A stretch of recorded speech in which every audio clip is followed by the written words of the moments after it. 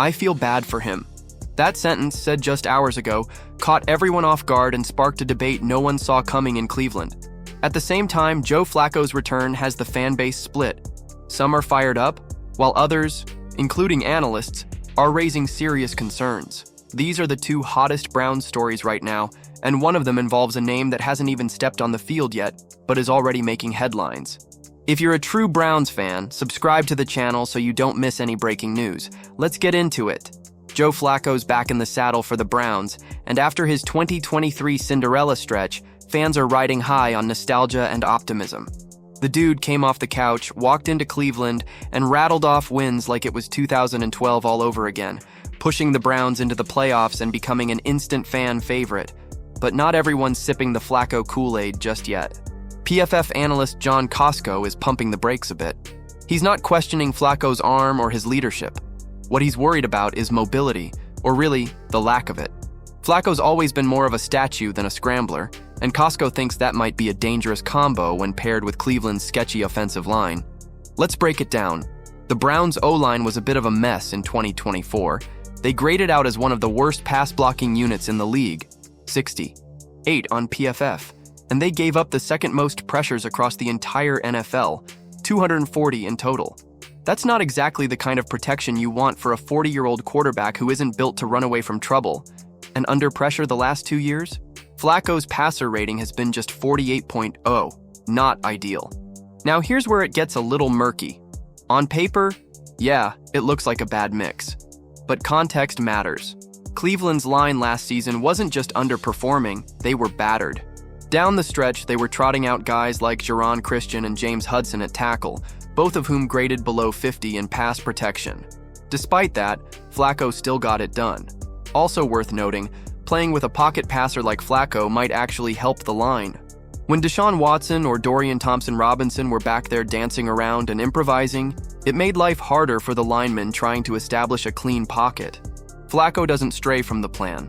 He plants, throws, and trusts the play. And the comment that shocked everyone involves a controversial name and a direct message to the critics. This just dropped. The Browns have made some pretty big moves heading into this season. Joe Flacco's back.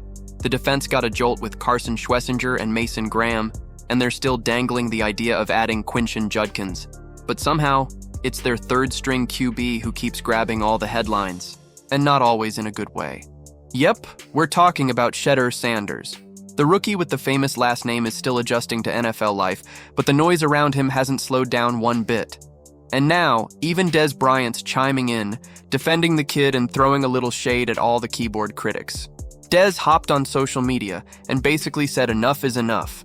He lumped Shedeur and Arch Manning together, pointing out how both are getting ripped apart before they've even had a real chance to prove themselves.